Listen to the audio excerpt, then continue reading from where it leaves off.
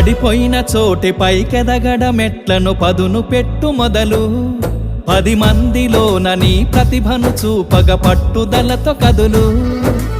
ఏలు పట్టి నడిపించునురా ఎదురైన అనుభవాలు వేల ఏండ్లు వర్ధిల్లునురా నీ విజయ జ్ఞాపకాలు రాదురా ఏ విజయం నీ కోసం నా కోసం ఎటుపోదురా నువ్వు చేసిన కష్టం ఎప్పటికైనా సొంతం